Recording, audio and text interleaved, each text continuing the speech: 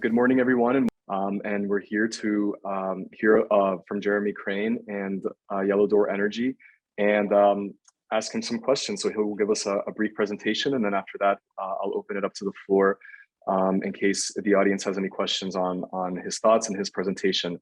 A little bit of background on Jeremy. He's been leading the global energy transition for the past 20 years and founded Yellow Door Energy in 2015 to combine his energy expertise with his passion for supporting businesses in emerging markets. Yellow Door Energy helps businesses reduce energy costs, increase energy reliability, and lower environmental footprint. Under Jeremy's leadership, Yellow Door Energy became the leading distributed solar developer in the region with operations in the UAE, Jordan, Pakistan, Bahrain, and Saudi Arabia. The company's shareholders include the IFC, Mitsui, and Equinor. And Jeremy's passion for renewable energy was driven by his experience working on wind farms and power plants in the Americas. As an industry leader, he speaks regularly at conferences and leading media outlets to raise the profile of the clean energy industry and share in-depth renewable energy insights. He's a mechanical engineer by training, having graduated from the University of Waterloo in Canada and also completed his MBA from INSEAD in France. And with that, Jeremy, I will pass it off to you. Thanks very much, Tom. It's a real pleasure to be here today with you and everybody in the Gulf intelligence community. I think it's been 2 years since I've had the opportunity to speak, and great to be back, especially given the turmoil in our health situation at the moment. So I appreciate that Thomas is a very warm introduction, and I think just to build on that, the focus of myself and our company is to grow from today being the largest distributed clean energy company in the Middle East and Africa into a major player in the energy and electricity market throughout the region, on par with our global cohort at the moment. So I've got a couple slides I'll throw up, nothing too formal, but I'd love to share a few of our ideas, and then Thomas, welcome a dialogue. Hopefully this works. Okay, great. So I think one of the subjects that I'm really passionate about is as mentioned, the energy transition that we're going through right now, and that is a transition to what I consider the next phase of electrical utility, and how that's going to drive our net zero vision, as many companies and many countries in this region subscribe to. So without further ado, let me define what I mean by utility 3.0. So going back 100 or more years, we're all familiar with utilities that were primarily built by governments to improve our quality of life, to improve the efficiency of businesses and the economy, generally driven by large centralized plants, extensive distribution networks, and a long number of customers. That evolved starting around 30 years ago and accelerating over the last 20 years into independent power production, where production was decoupled from the distribution part of utilities. And obviously we've seen a lot of success in that sector in the last 10, 15 years in the Middle East. An area that I've participated in well is both here in the region and in the Middle East and in North America, as well as Asia. Utility 3.0, as we define it, is distributed power production. This is producing power where it's consumed in a method that matches the energy demand of businesses or even residential. We've got a plant picture up here of a Nestle Maha plant out in DWC part of Dubai, and you can see some of the solar that's located next to it. Nestle here is generating about 80% of their energy needs from the solar that's on site. This transition is enabling businesses to benefit from lower costs, enabling them to achieve their low carbon objectives, and ultimately, we believe also can improve resiliency, especially in countries where grids are perhaps a little bit less stable than we're blessed with here in the UAE. What is driving this? Well, fundamentally, it's driven by cost, right? Businesses are looking to reduce cost. Take most plants, most commercial installations in the world, and you're going to average out that the cost of power is somewhere around 20% of the cost of the cost of producing whatever their product or service is. If we can reduce that cost by 10%, 20%, 50%, we can make those businesses more efficient.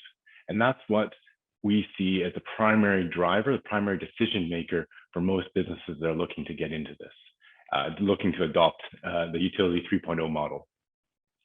Why are we able to generate power for a lower cost with distributed energy? Well, fundamentally, it's because you don't have to transport that power. Distribution of power generally costs about 4 to 6 cents per kilowatt hour. The cost of local generation is somewhere in the 4 to 6 cents range for many of our customers, and I think that's reflective of many people globally. So if you can take out the cost of the transmission, it doesn't even matter what that traditional utility model's cost of generation is, because you're already a step ahead. And that's what is really driving this transition. Now, many people will say, oh, well, you still need the other generation, right? So the sun doesn't shine 24/7, 365, absolutely true. And there are costs that are associated with driving that stability, that need for alternative generation. We have a new customer recently that consumes about 30 megawatts on a continuous basis. And so we need to couple the solar with, in this case, natural gas, and they're able to produce all the energy they need for somewhere around 30 to 40% less in the grid. So there's a strong potential for businesses to save money. That potential varies by market. If you think about the UAE, where many people would say it's the grid, it creates kind of a gold-plated scenario here. Everyone has access to power; it's available everywhere. Versus more emerging markets.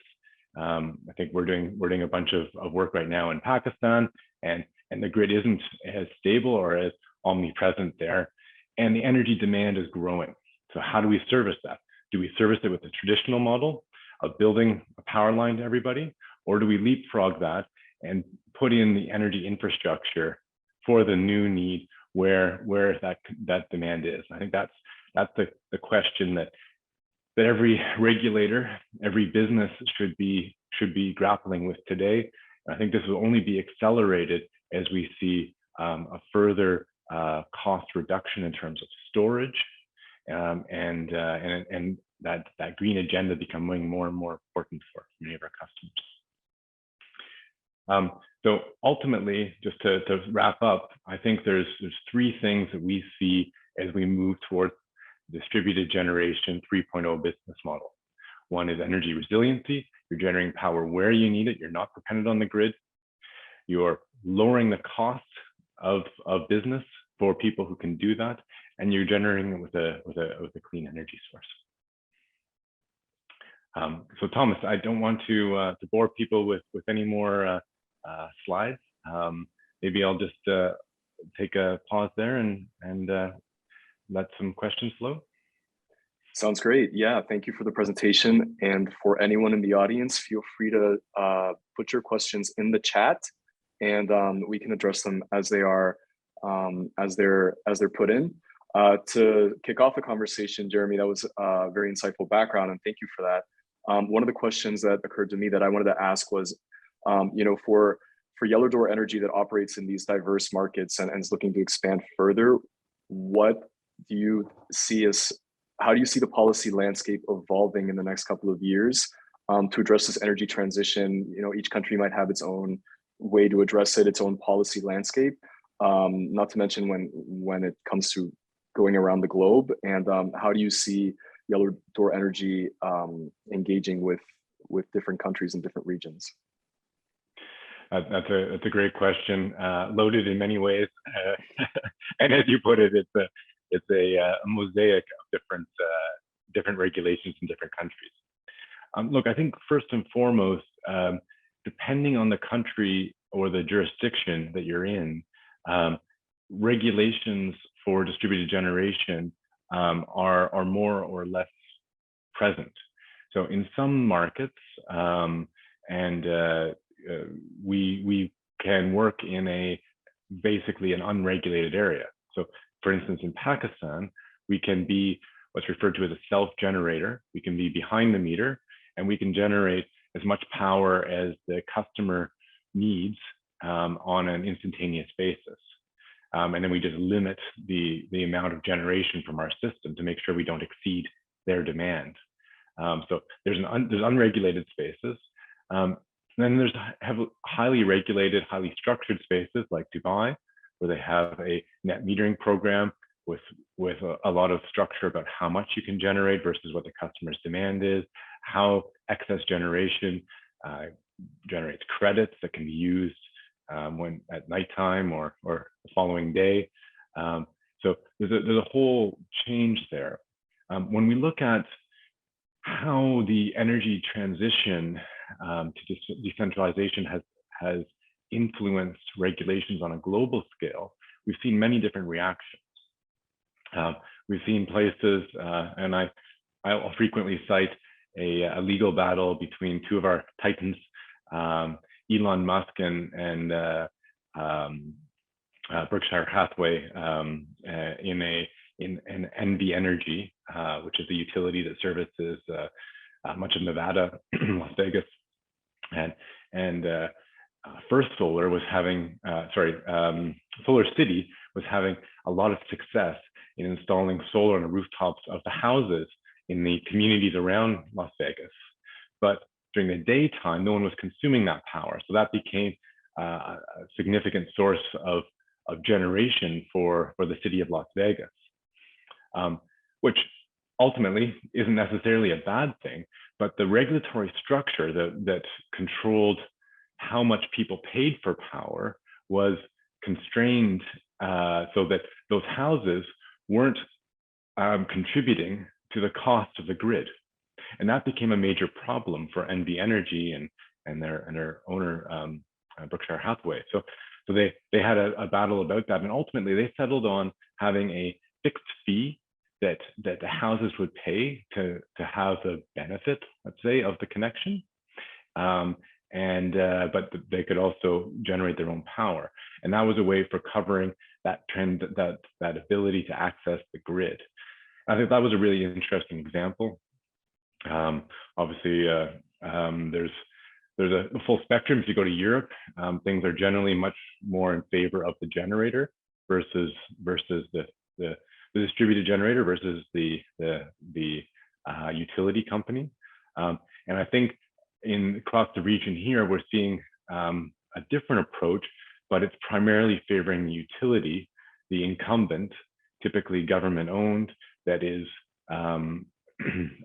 ideally a cash generator for many of the governments, and there's a wish to not disrupt that, and we all understand that element.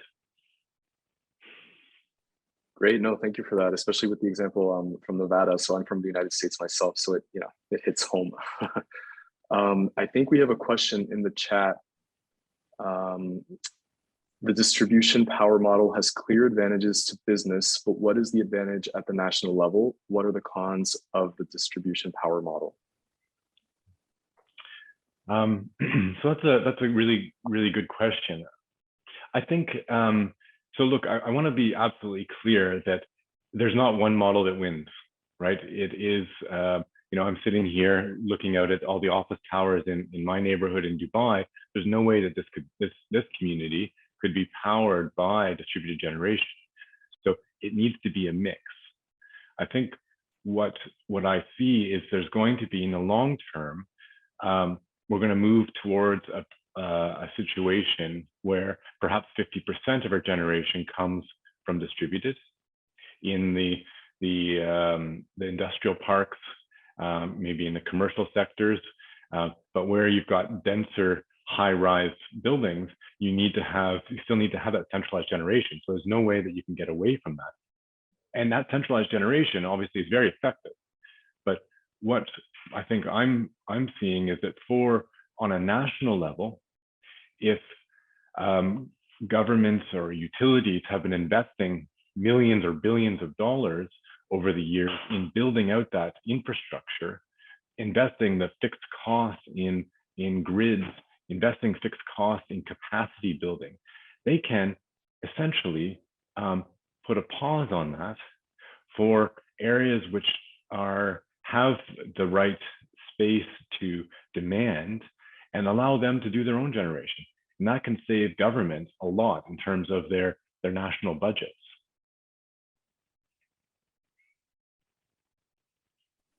No, that makes sense. Thank you. And there was another question that entered the chat. I think that it might be an extension of the first. What is one of the biggest challenges that Yellow Door faces in entering developing countries? And why is Yellow Door focusing on businesses right now instead of more on the national level in developing countries?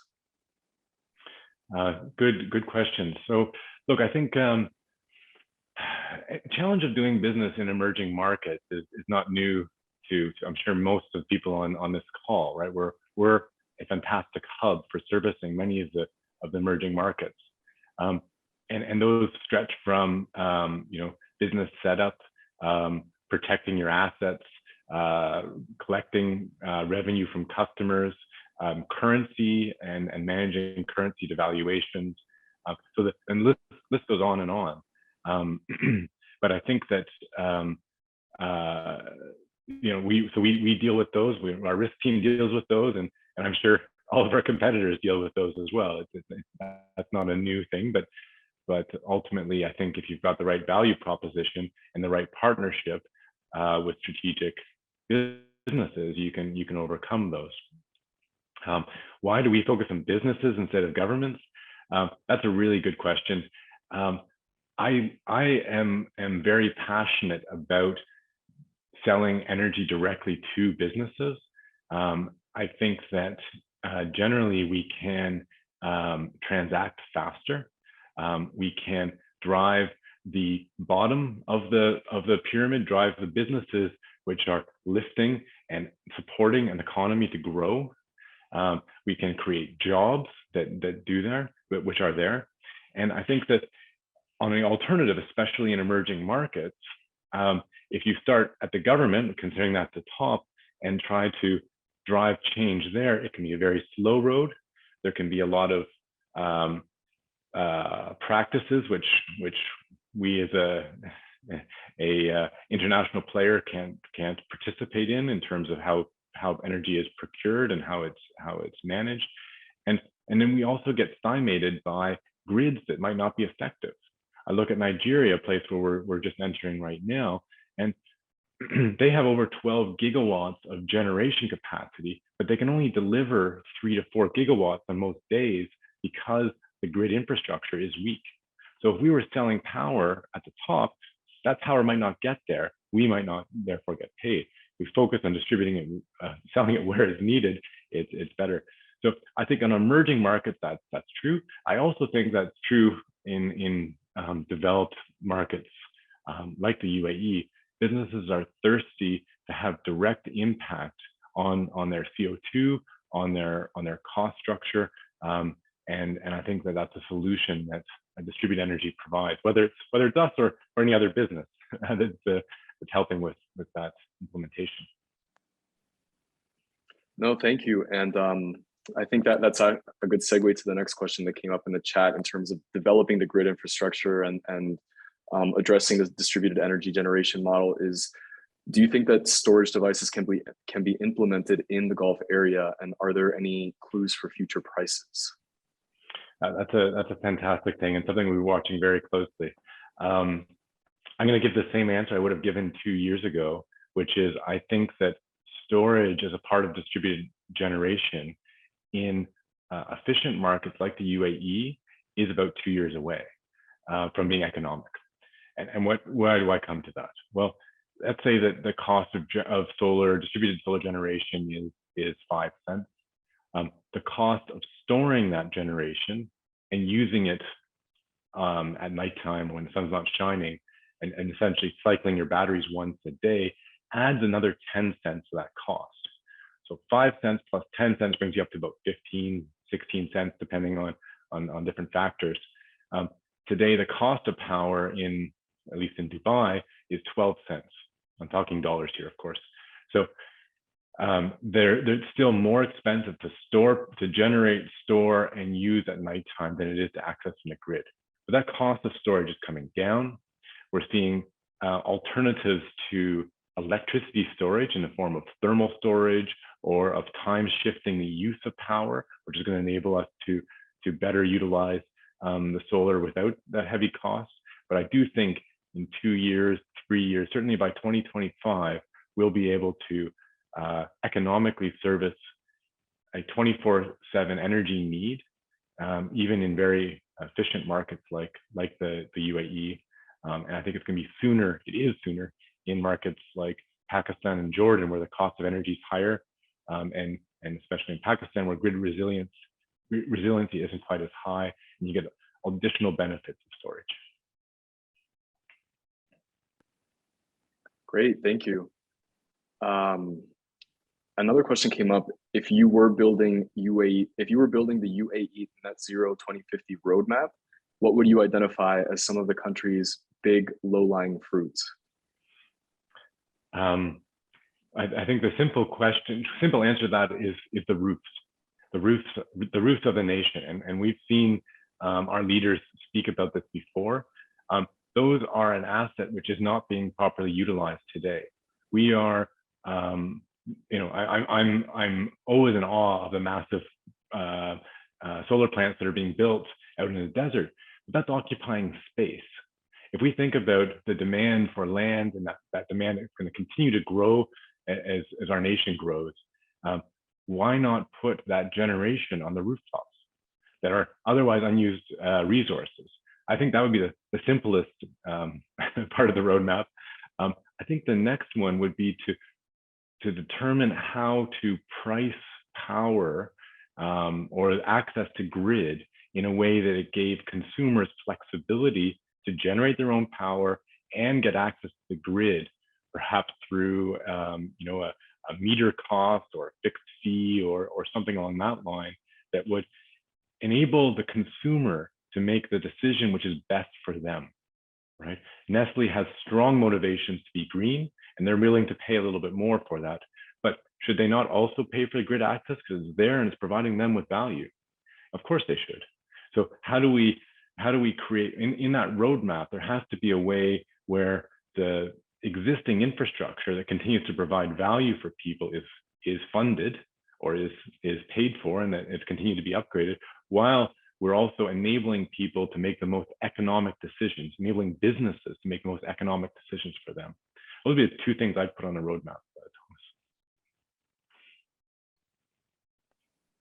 Great, thank you. And some of the examples that you've talked about so far have been specific to Dubai. The next question says, you mentioned that you expect at least 50% of electricity in Dubai among industrial and commercial to be generated on-site in the future. How optimistic are you about the increase in uptake for distributed generation in Abu Dhabi among such customers? Sure. Look, I think I'd actually just move the goalpost a little bit. I expect that 50% of new generation in the Middle East and Africa to be distributed. Right? There's no reason to supplant the existing generation and transmission networks that are effective. It's where is our next megawatt? Where is our next gigawatt of infrastructure going to come from? And that's where I see this.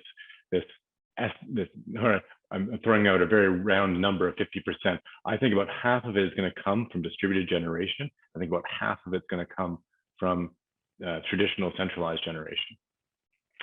Do I see a difference between Dubai and Abu Dhabi? Yes. That's driven by two factors. One is in Dubai, there is a Shams program which very clearly defines how people can install solar. It also creates significant limits. So it is restricting businesses from reaching their full potential of distributed, but it does create a framework for doing so. The second difference is that the cost of power in Dubai is a lot higher, right? It's about 44 fils on a fully loaded cost basis. And in Abu Dhabi, many customers are paying, in the low 20s, 20, 21, 25, depending on how they consume and how much they consume. So obviously the motivation to change is higher when you have a higher tariff.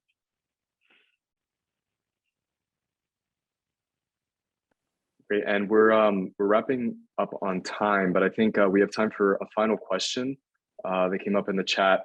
In terms of long-term storage, what are the prospects from green hydrogen production? Would it be enough to be exported or also used for energy fuels and carriers like NH3, methanol for the shipping industry?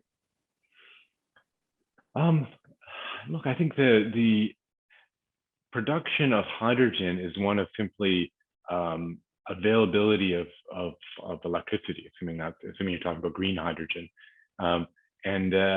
And so what do we need there? We need space. If you're doing it from solar, you need or it could be nuclear if that becomes more online. So there is a huge potential for energy production. Do I see the UAE as a major source of that? Unlikely. I think that it's better suited to countries that have significant unutilized space, and I don't see it as being economic for most businesses as a source of energy, or for the transportation industry, probably for the next 5-10 years until the end of the decade. But that's my crystal ball. I'm not the foremost expert on hydrogen. Great. No, well, thank you very much.